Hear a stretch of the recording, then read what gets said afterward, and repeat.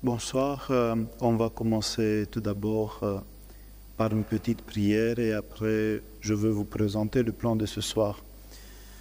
Roi céleste, consolateur, esprit de vérité, partout présent et remplissant tout, trésor de tout bien et dispensateur de vie, viens et demeure en nous, purifie-nous de toute souillure et sauve nos âmes, toi qui es bon.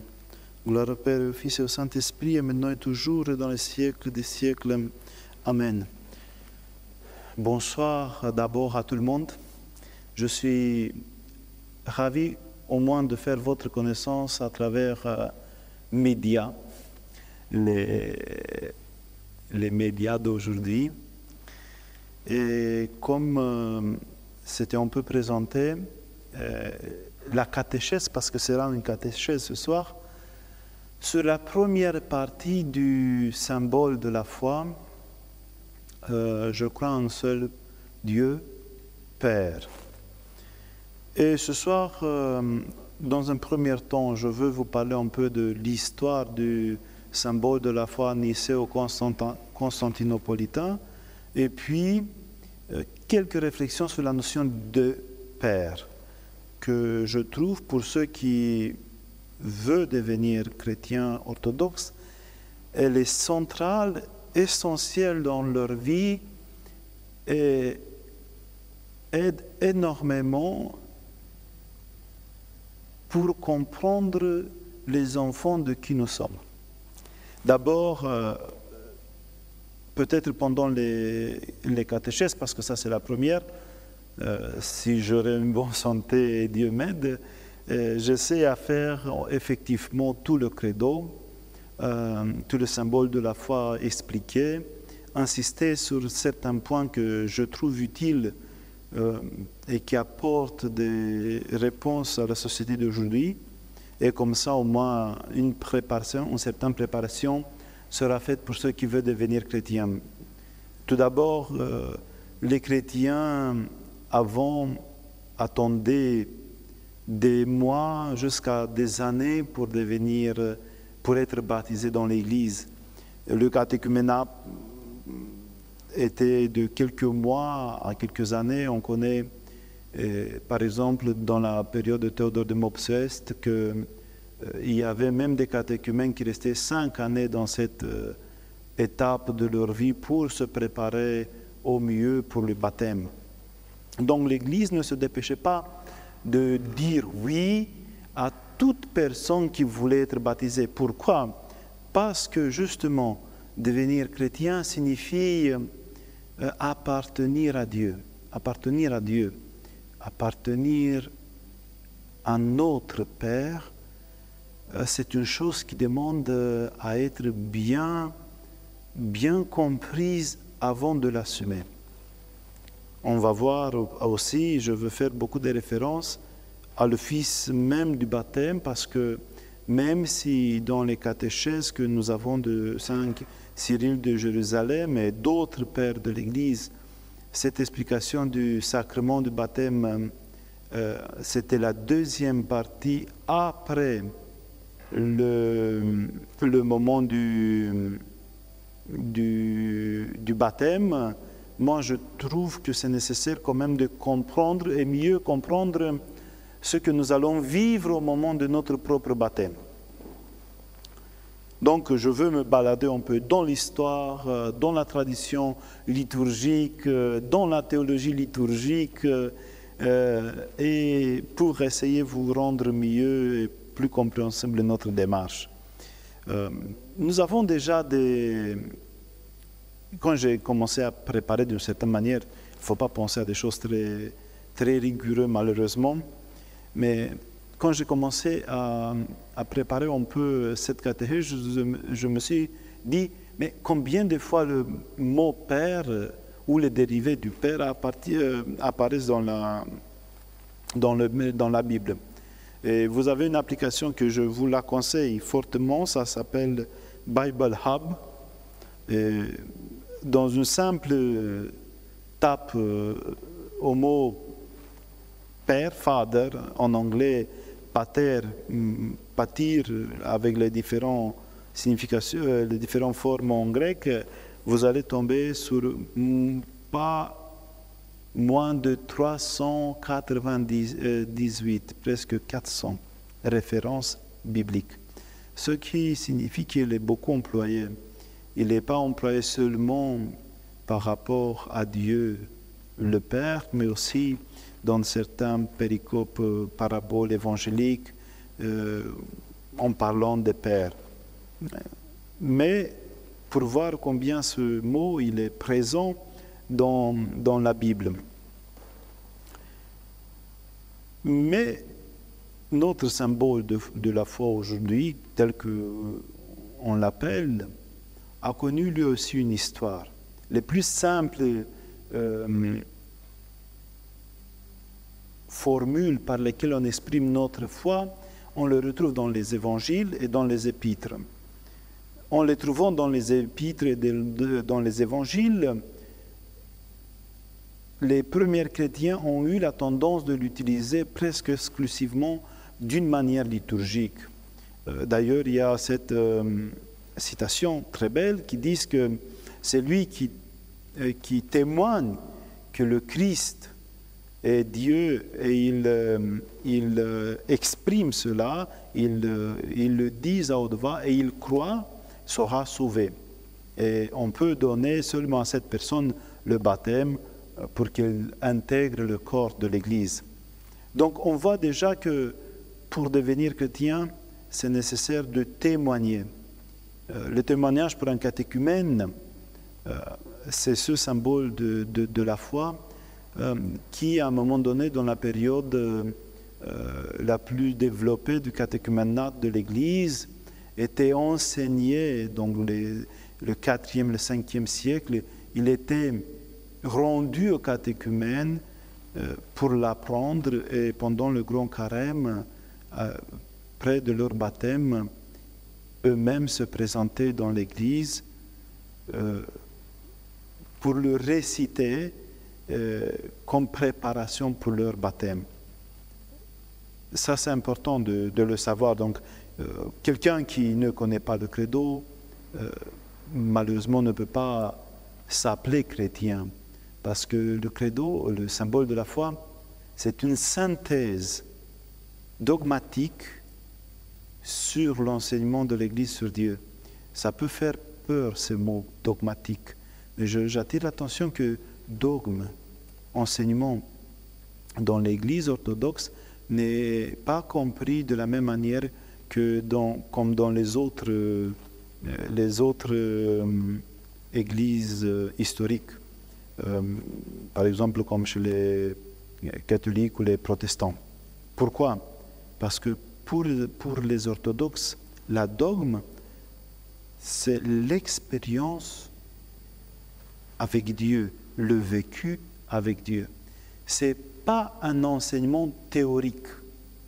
Ce n'est pas la nature humaine, la pensée humaine qui va dire des choses sur Dieu, mais cette pensée humaine, par la participation à la vie trinitaire de Dieu, par l'illumination, par la purification de ses passions, elle arrive à exprimer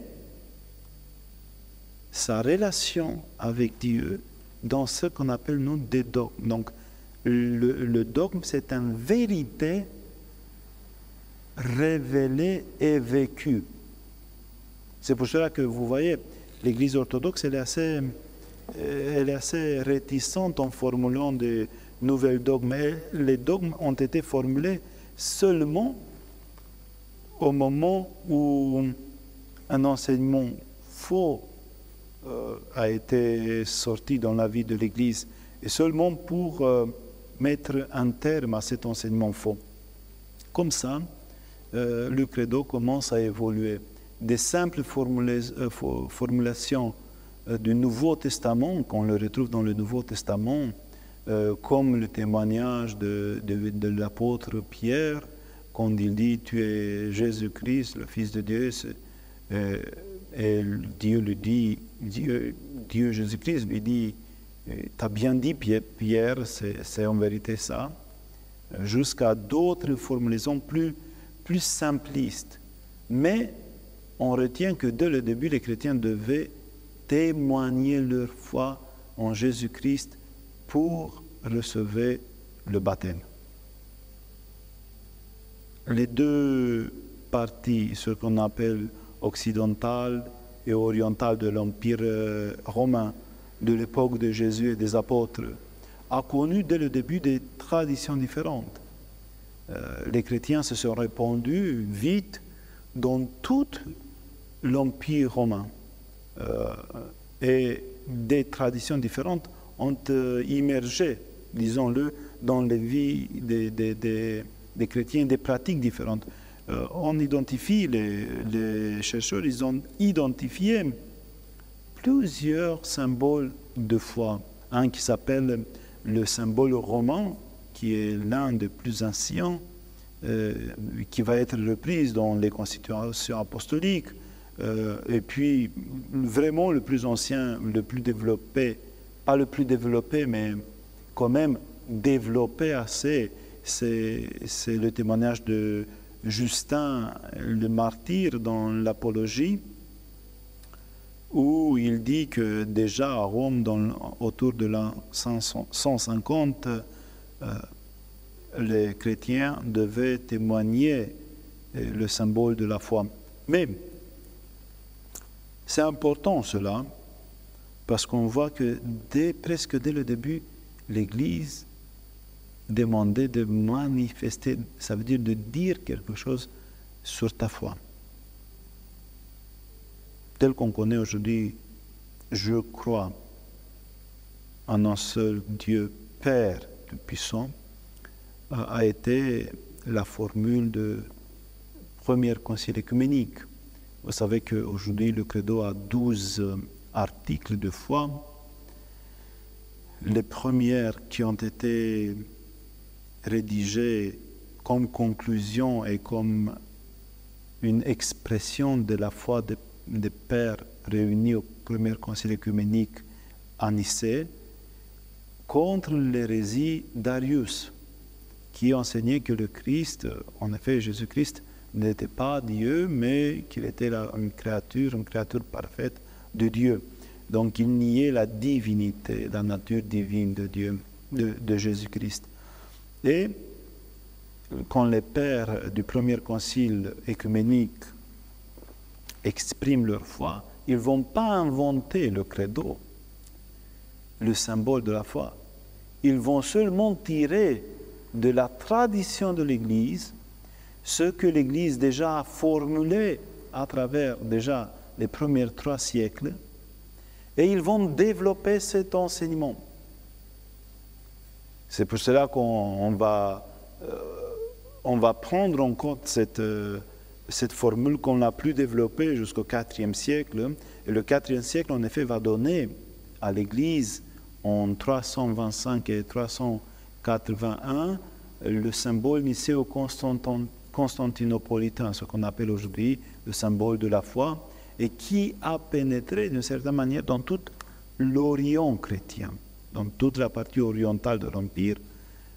Il n'a pas pénétré de la même manière dans l'Empire, dans la partie occidentale, où cet credo romain a survécu beaucoup de siècles, même si les papes, ils ont ratifié eux-mêmes les canons du premier, deuxième concile œcuménique.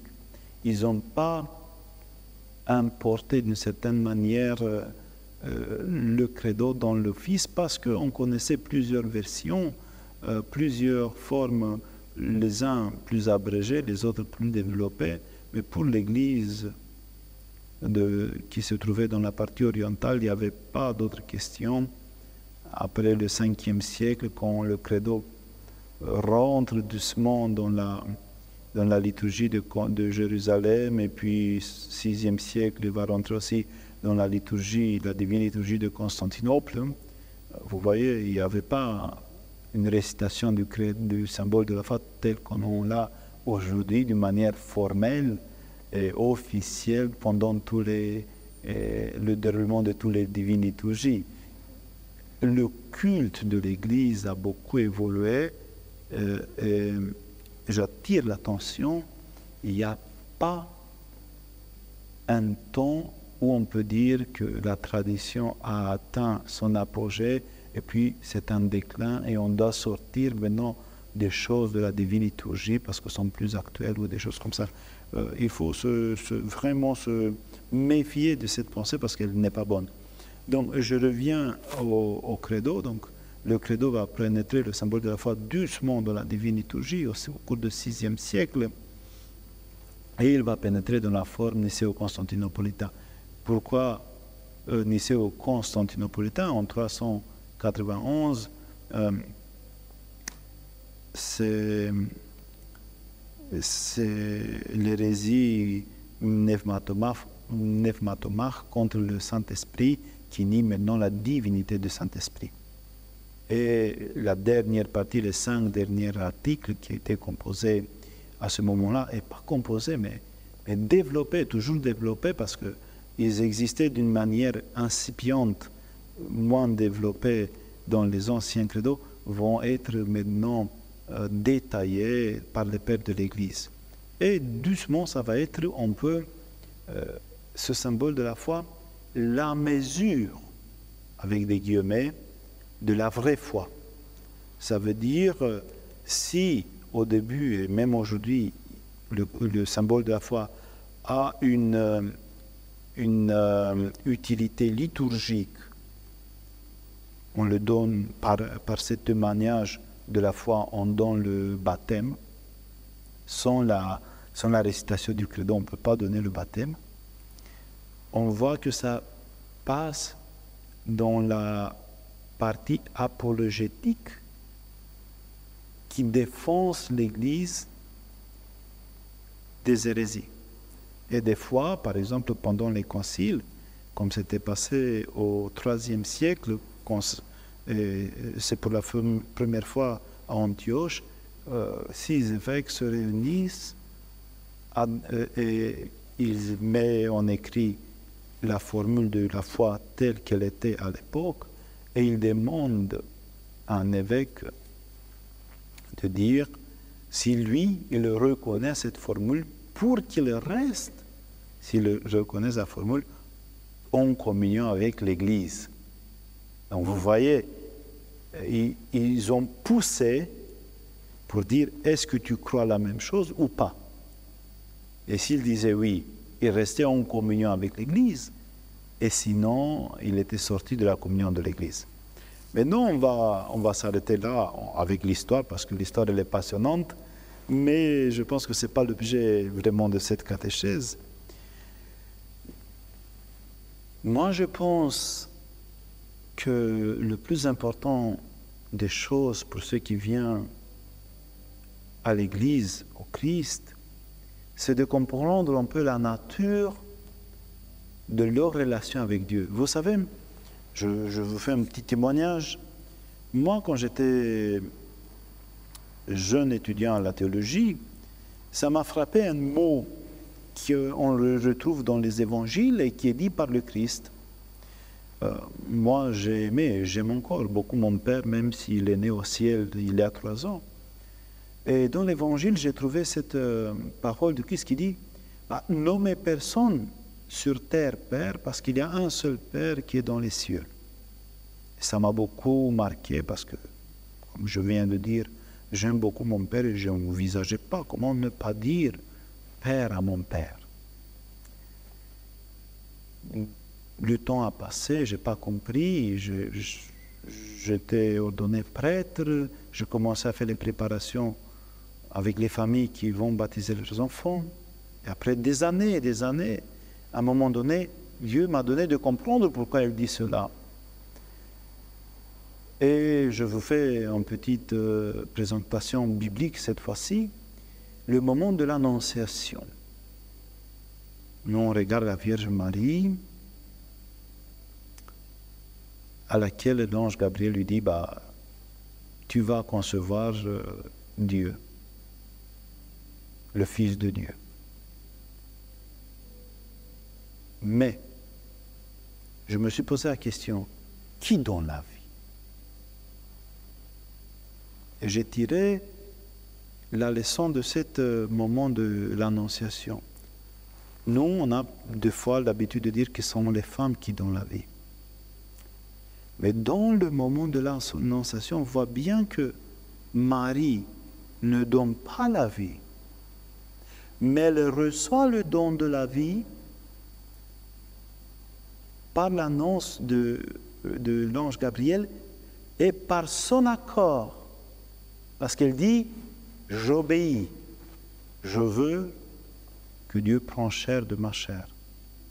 Donc en effet, les mères sont des porteuses de vie, pas des donateurs de vie. Et c'est pour cela que le Christ dit, on ne peut pas dire à toute personne papa, père, parce qu'il y a une seule personne qui peut être père, c'est lui qui donne la vie. Si vous allez lire la théologie dogmatique de Père Dimitri Staniloae, vous allez voir là que il parle de cette relation entre le Père et le Fils, intratrinitaire dans la Trinité, en disant que c'était normal que Dieu, le Père, soit Père. Parce que seulement quelqu'un qui partage l'existence peut être Père. Donc Dieu, le Père, en tant que personne divine, il partage l'existence au Fils dès le début, pas dès le début, excuse-moi, ce n'était pas un bon mot, depuis toujours, pour toujours. Et c'est de là qu'on tire en effet notre parentalité.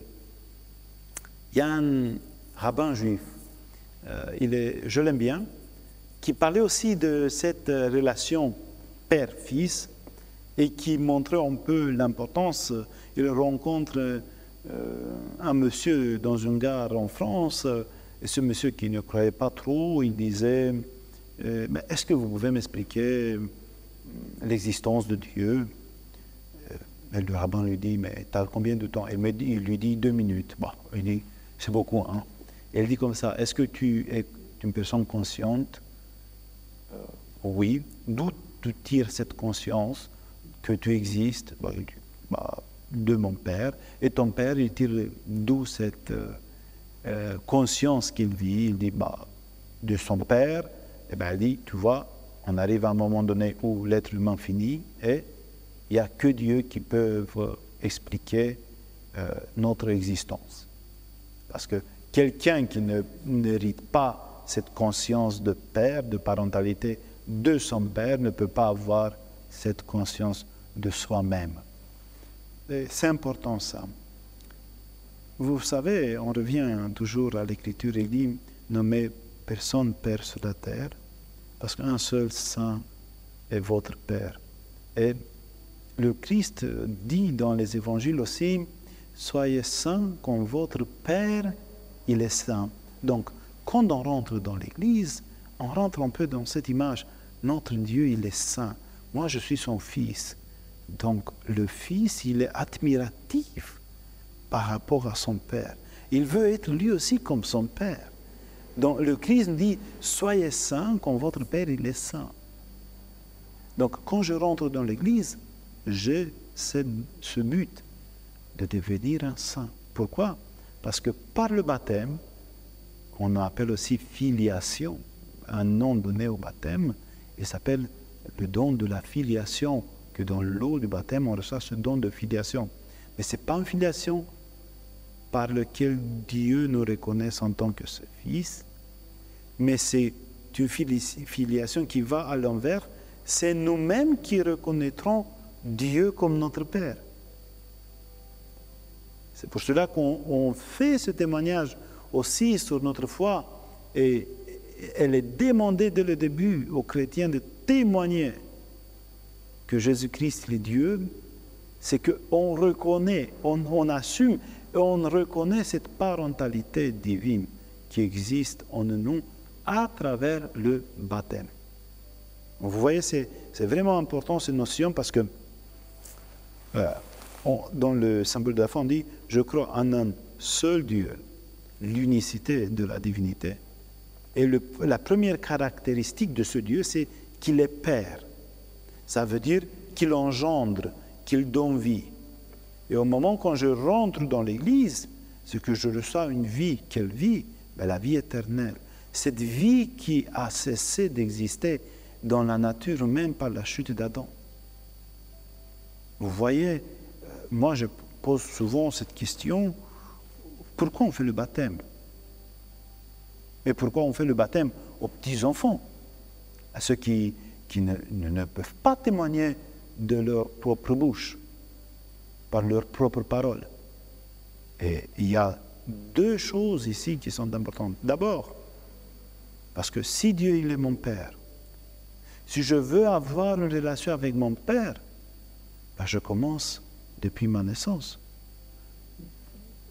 Ça commence la relation même avant, depuis qu'il sait que la maman elle est enceinte.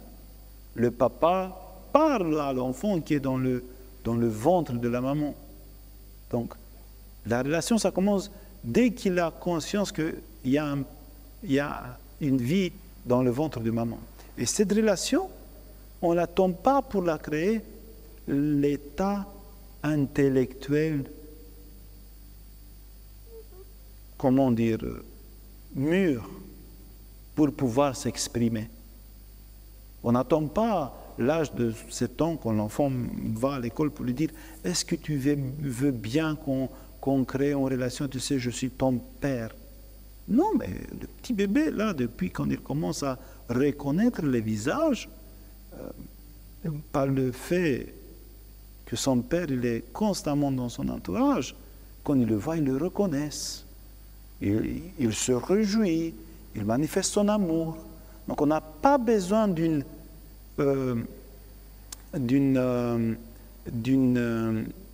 manière raisonnable, raisonnée, de la façon de pouvoir exprimer son amour pour Dieu, pour le faire. Vous voyez, tant qu'on commence dès le plus jeune âge, le temps est en notre faveur, si je peux dire comme ça. Donc, pourquoi? Parce que je veux bâtir une relation avec qui? Avec mon propre Père. Si le Père il est absent 20 ans, 30 ans, sera difficile de renouer une relation, de récupérer aux êtres humains, c'est impossible. C'est qu'à Dieu, il lui est possible de récupérer les années qu'on a manqué cette relation, on a zappé cette relation parce qu'on n'a pas cru en Dieu. Donc vous voyez, déjà le fait de baptiser dès le petit, et pour le baptême des petits, c'est qu'on leur donne la possibilité de vivre avec leur Père, leur vrai Père. Et ici, c'est une implication aussi plus profonde. Parce que le moment venu d'être parent biologique de nos enfants, si je veux me rapporter à mon enfant en même temps que mon frère, parce que nous, on dit nous-mêmes à la même personne Père, moi je dis à Dieu Père, et vous tous, vous dites à Dieu, au même Dieu, vous l'appelez Père. Vous l'appelez de ce nom. Donc, réellement, nous sommes des frères entre nous. Si deux personnes disent Père à une troisième personne, c'est que les deux sont pères, sont des frères entre eux. Et vous voyez combien ça engage un peu cette mentalité, parce que on est chacun chez nous, mais en même temps, par le biais d'être fils du même Dieu, on est frères avec ceux qui sont en Amérique, en Australie, on est, je ne sais pas où, en Alaska ou partout. Donc, mais cette fraternité, à nouveau, elle doit être une consciente, parce que mon prochain, ça devient mon frère. Mon fils, par le baptême, ça devient aussi mon frère dans la foi. Et ça peut m'aider énormément quand je veux lui transmettre l'expérience, mon expérience avec mon Père. Vous voyez, c'est ça qui est intéressant. Quand ton Père biologique a une expérience propre à lui avec Dieu, normalement, il doit marcher cette expérience, la transformer, l'adapter un autre niveau de compréhension et de nous la donner pour qu'on avance plus vite dans cette relation avec Dieu, pour grandir plus vite, pour être à l'abri de la méchanceté du diable qui essaie toujours à nous rattraper, à nous tirer. Donc, appeler Dieu sous ce nom de Père, ça, c'est vraiment essentiel et fondamental dans la vision du monde et même de notre christianisme aujourd'hui. Moi, je vois, je fais aussi là un petit point d'interrogation. Je ne peux pas comprendre les chrétiens orthodoxes qui sont trop rigides et même violents verbalement par rapport à l'existence des autres chrétiens. Mais si nous on reconnaît au moins qu'ils sont des fils de Dieu, je vous donne un exemple. Si j'ai un frère méchant, ça ne le fait pas le fils de mon père, sa méchanceté. Et ça ne coupe pas la relation fraternelle entre moi et lui. C'est son problème qu'il se comporte comme ça. Donc nous, les chrétiens orthodoxes, je pense qu'on a ce devoir, vraiment, quand je dis « je crois en un seul Dieu Père », de comprendre ça. Et c'est intéressant, après, un autre passage biblique que je veux vous soumettre à l'attention. C'est le moment où les apôtres demandent au Christ « Seigneur, apprends-nous à prier ». Déjà, vous le savez très bien, dans le monde juif, la prière, elle occupait un rôle essentiel. Le culte, il était développé au temple, il y avait des sacrifices et tout ça, mais il y avait aussi une pratique personnelle de la prière. Et cette question des apôtres, ça peut paraître vraiment très bizarre. Comment les apôtres demandent au Christ « Apprends-nous à prier ». Enseigne-nous à prier. C'est quoi ça? Et le moment où Jésus accepte cela, il commence avec ces paroles. Notre Père qui es aux cieux. Donc, c'est vraiment intéressant. Il nous met déjà dans une relation filiale avec Dieu. Si dans l'Ancien Testament, on pouvait avoir des images assez déformé de Dieu, comme un Dieu qui châtie, qui punisse, qui se venge, le Christ vient et dit, quand tu parles à Dieu, quand tu parles à ton Père, tu l'appelles de ce nom, Père. Pourquoi? Tout simplement parce que la relation Père-Fils suppose la présence de l'amour. Et si dans le Nouveau Testament, il y a une définition de Dieu, ça on le retrouve dans l'une des épîtres de l'apôtre Jean qui dit « Dieu est amour ». Il n'y a pas d'autre définition dans le Nouveau Testament. Et même le Christ va revenir et dit « Je vous donne un seul nouveau commandement. Aimez-vous les uns les autres comme moi je vous ai aimés. » Lui, Dieu, et notre frère par la chair, il nous dit de nous aimer. D'où il tire cela? De sa relation de père-fils, fils-père avec Dieu le Père. Donc cet attribut de parentalité, il est attribué à la personne divine du Père, exclusivement. Ça, c'est un enseignement dogmatique essentiel. Donc vous voyez, les gens, quand ils essayent à s'approcher de Dieu, ils doivent l'appeler de cette façon Père. Et dans les évangiles, souvent le Christ a montré comment Dieu traite les pécheurs par cette image du Père. À un moment donné, lui, il dit, si vous qui vous appelez des parents, vous dites, vous êtes en mesure, dans votre fond, vous êtes méchant, mais parce que vous êtes parents, vous ne donnez que les bonnes choses à vos enfants. Imaginez-vous, votre Père qui est dans les cieux, comment il vous donne que les bonnes choses. Vous voyez, c'est important. Nous, des fois, on dit « Ah, c'est Dieu qui m'a puni. Ah, c'est Dieu qui m'a fait ça. » Ah non, mais comment toi comme père, tu ne te réjouis pas de la malheur, de la souffrance de ton fils? C'est pour cela que Dieu ne se réjouit pas de la malheur de pécheur. Il n'est pas content quand quelqu'un il est pécheur, ou il est dans ses passions, englouti par les passions. Non, il n'est pas du tout content. Mais pas content, il est triste. Son amour, elle est blessée. Déjà, on regarde Dieu à travers un autre miroir. Toute cette histoire qui a beaucoup marqué, vous savez, la façon de voir Dieu a marqué l'histoire. Et en Occident, c'est vraiment fort.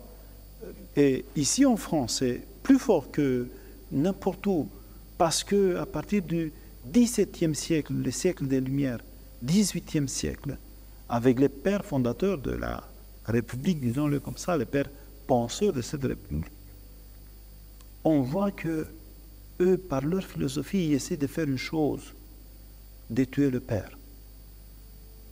Le Père n'existe pas. Il n'y a pas une autre personne au-dessus de moi qui peut me condamner, qui peut me dire quoi faire. Je suis libre de toutes mes actions. Bien sûr, on est libre. Mais en même temps, quand je tue mon parent, je tue ma propre origine. Et toute la philosophie du cycle des Lumières, malheureusement, elle est imprégnée de cela. Mais regardez un peu même le contrat social de Jean-Jacques Rousseau et tout ça. Elle est imprégnée de cela.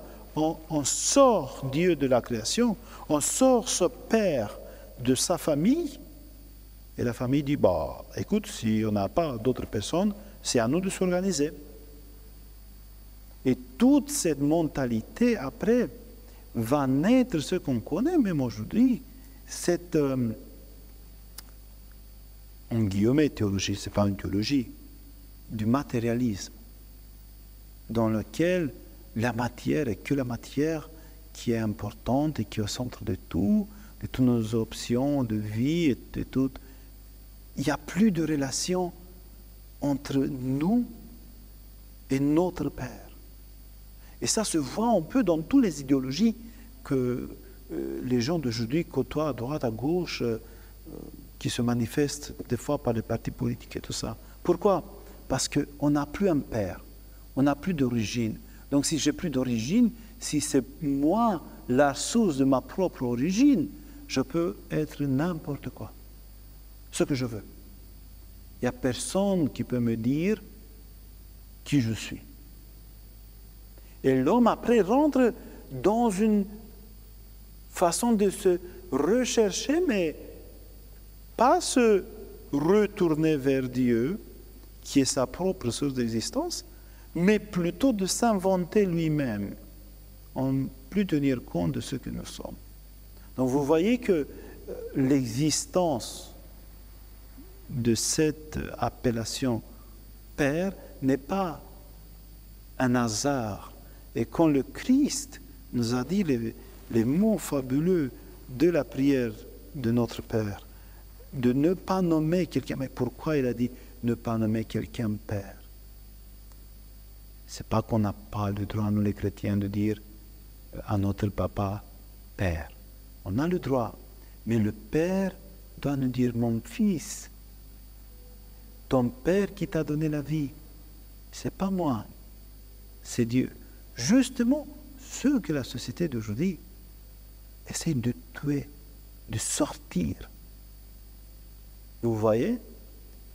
Et ça a une implication même dans les dans le domaine scientifique. Je ne veux pas vous parler là-dessus.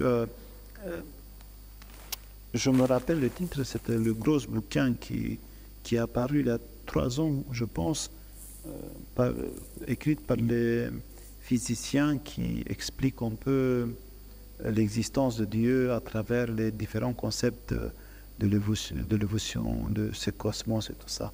Donc, je pense qu'on va s'arrêter ici parce que quand même, c'est une catéchèse. Il y aura aussi peut-être des questions auxquelles je veux bien répondre si je connais la réponse. Et on donne place aussi à d'autres réflexions et d'autres points de départ pour peut-être d'autres petites catéchèses. Mais sachez bien que dire à Dieu, Père, déjà, ça nous montre notre destination, notre but et la source de notre existence.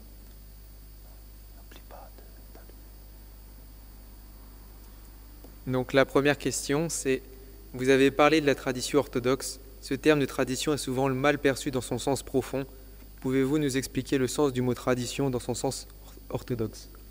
D'ailleurs, qu'est-ce qui a été avant l'écriture, les Saintes Écritures ou la tradition? Tout le monde s'accorde aujourd'hui de dire que c'était la tradition avec un T majuscule. Nous, quand on parle en temps de tradition de l'Église, avec un T majuscule, un E majuscule, on ne parle pas des coutumes, mais on parle de cette relation vécue avec Dieu, dans laquelle Dieu inspire par sa grâce les membres de l'Église, qui maintient les vérités bibliques, scripturaires du Nouveau Testament vivantes par leur vie. Donc la tradition de l'Église, c'est quelque chose de dynamique, elle n'est jamais figée parce que c'est la manifestation continue du Saint-Esprit dans le corps de l'Église, dans le corps de Jésus-Christ, par lequel il actualise continuellement la vérité, la présence de Christ et dans nos vies et à travers nos actions.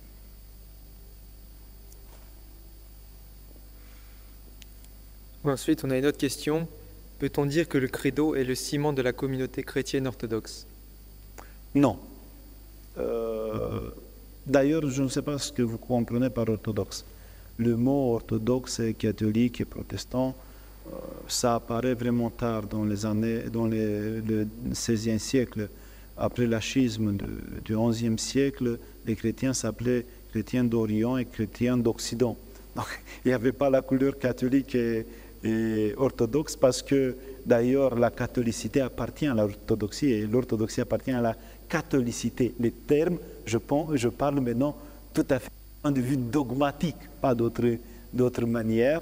Donc la catholicité, ça appartient à l'Église, comme aussi l'orthodoxie, la vraie façon de glorifier Dieu.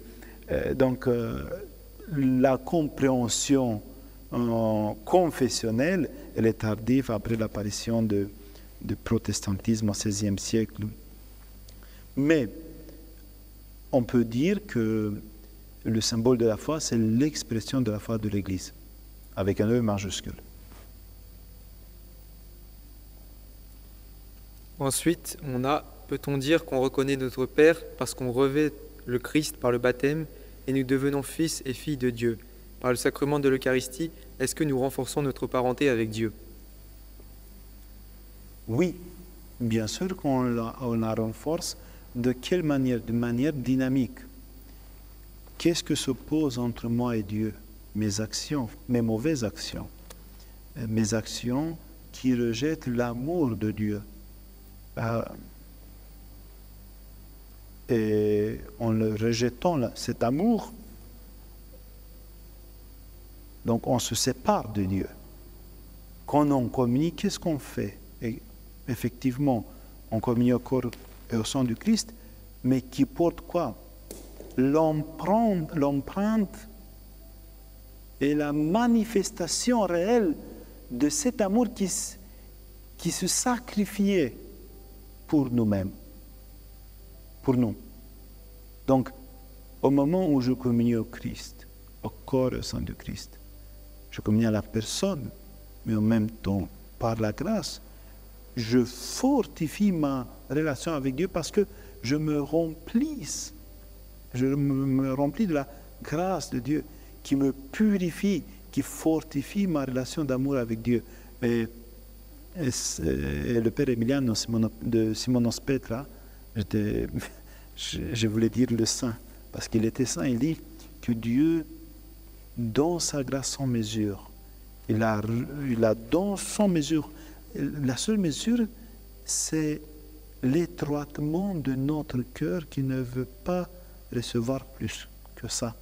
Et cet étroitement, il est donné par nos péchés, par nos manques, par nos faiblesses et par nos refus de l'amour de Dieu.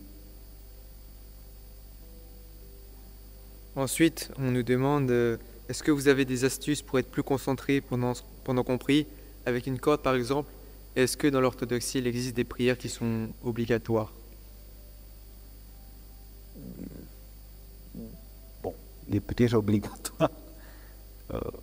Déjà, prière et obligation, ça ne marche pas ensemble, parce que la prière, c'est un aspect qui découle de là, c'est le dialogue avec la personne que tu aimes.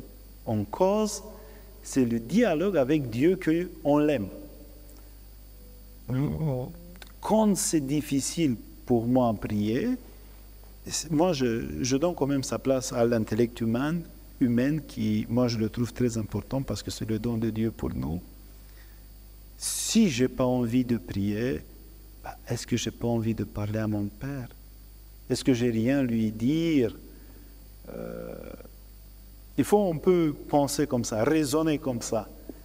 Et même si on n'a pas envie, au moins on essaye de lui parler un peu. Après, des astuces. Mon père spirituel me disait toujours que la prière, c'est la plus difficile chose au monde à faire. Il faut la faire. Et il faut s'habituer vraiment à réciter. Moi, j'incite énormément les gens à dire la prière du cœur, ce qu'on appelle la prière de Jésus, la prière du cœur.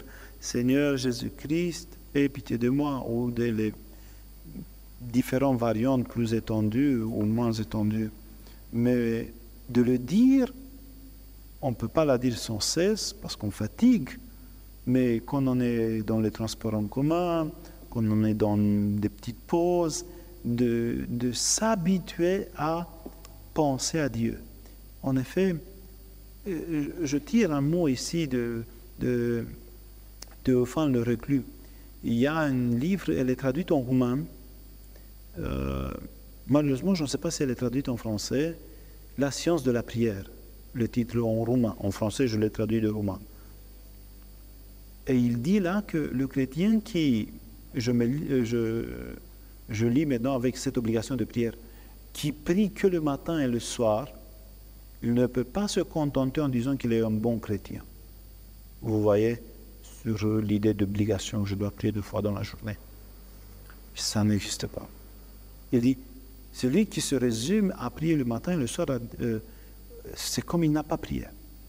Parce que s'il ne fait pas l'effort de se souvenir de Dieu qu'il aime pendant la journée, on ne fait pas grand-chose.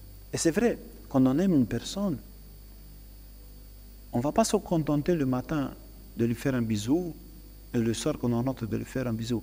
Pendant la journée, ma pensée va plusieurs fois vers cette personne. Ah, mais qu'est-ce qu'elle fait à ce moment-là? Ah, j'aimerais bien lui dire quelque chose. Ah, mais je ne peux pas. Ah, oh, comment je voulais être ici avec moi. Ou des choses comme ça. La prière, c'est la même chose. Donc, il faut la développer à nouveau. Utiliser du raisonnement que nous avons et se forcer, carrément, se forcer à prier. Ensuite, on a une question, c'est comment se préparer pour le sacrement de la grande confession? Il entend par là la confession avant le baptême. Déjà, ça se fait pas. D'ailleurs, pour vous rassurer, une confession avant le baptême, ça n'existe pas. Ça peut exister que des dialogues spirituels ou des dialogues, dialogue spirituel, c'est tout qu'on peut dire, avec le prêtre qui vous suit ou un autre prêtre. Parce qu'on ne peut pas donner les sacrements à quelqu'un qui n'appartient pas à l'Église. D'ailleurs, le baptême, la confirmation, la chrismation et la communion, la première communion au baptême, ça s'appelle les sacrements d'initiation chrétienne. Ça veut dire, par le biais de ces 3 sacrements reçus, tu peux recevoir les autres sacrements de l'Église. Donc, se préparer, c'est un peu pareil. Moi, je dis, et je le dis toujours, je ne veux pas me confesser seulement quand je me confesse devant mon Père spirituel. Ma confession, comme la prière, doit être constante. Et ici, on peut tirer un peu de l'enseignement de la tradition de l'Église. Les moines utilisaient souvent cette confession, en guillemets, des pensées auprès de leur Père spirituel tous les jours, justement pour travailler un peu là-dessus. Je pense que nous, de notre côté, on peut chaque soir se confesser devant Dieu, et ça ne remplace pas la confession, attention, mais se faire un bilan. Pourquoi? Parce que je ne sais pas si demain je serai là, vivant. Et à Dieu, quand même, je veux lui dire mes manques, mes faiblesses. Vous savez, il y a ce mot du Christ, demandez et vous allez recevoir. Donc, au moment quand je me confesse, effectivement, je demande à Dieu, Seigneur, j'étais méchant, j'étais comme ça, j'ai pas fait bien ça, j'ai pas fait bien ça. Donc, je lui demande la grâce pour qu'il m'aide à ne plus faire ces choses. Donc, il faut demander. Vous voyez, sont un peu mêlés, la prière, la confession, tout ça, parce que c'est un peu notre vie spirituelle par laquelle on respire l'amour de Dieu. Donc, je pense que pour une guillemets, toujours avec les guillemets, bonne confession, c'est une confession quotidienne qui va finir devant le prêtre avec ce que nous allons lui dire à ce moment-là de toute notre expérience de la dernière confession. Mais même pour ces dialogues avant le baptême, je pense que vous pouvez lui confier, pas confesser, vos luttes spirituelles pour lui demander la prière. Ensuite, dans certaines paroisses, j'entends une prière avant la communion où il est dit « Je ne dévoilerai pas tes mystères à tes ennemis ». Qui sont ces ennemis du Christ et pourquoi ne pas relever le mystère si le mystère est la parole de Dieu?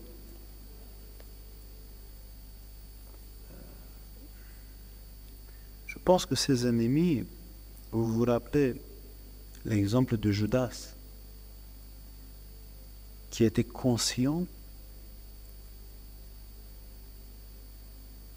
et qui a trahi Jésus. Et en trahissant Jésus, il a quand même osé de s'approcher en disant « je t'aime ». J'ai dit tout à l'heure que, en effet, même la communion, c'est le geste d'amour de Dieu envers nous. Et Judas, qu'est-ce qu'il a fait par la trahison? Il a montré l'amour ou le mépris? Il a montré le mépris. Il dit, l'un des évangélistes, qu'au moment où il a pris la communion, c'est le diable qui est entré en Judas. Normalement, il a reçu le corps et le sang de Christ. Mais pour lui, qui était dans un état d'insincérité, de duplicité, ce n'était pas le même effet comme dans les autres apôtres. Je pense que les ennemis ne sont pas les personnes. Je pense plutôt que sont nos péchés. On peut avoir une interprétation symbolique. Je ne dévoilerai pas le mystère à tes ennemis. Le seul ennemi de Dieu, c'est le diable. Donc, je ne veux pas confier ma vie d'aucune manière au diable. j'essaie de ne pas le faire, parce qu'il va se retourner contre moi. Et tu peux me dire la deuxième partie avec le mystère, parce que là, j'ai peur que je n'ai pas bien compris. Je ne te dévoilerai pas tes mystères à Non. tes ennemis. La deuxième partie Qui sont ces ennemis du Christ et pourquoi ne pas relever le mystère si le mystère est la parole de Dieu? La parole de Dieu, le mystère, ce n'est pas que la parole de Dieu. Ça dépend à nouveau de ce qu'on comprend par mystère. Mysterium du latin, c'est autre chose que sacrement. Et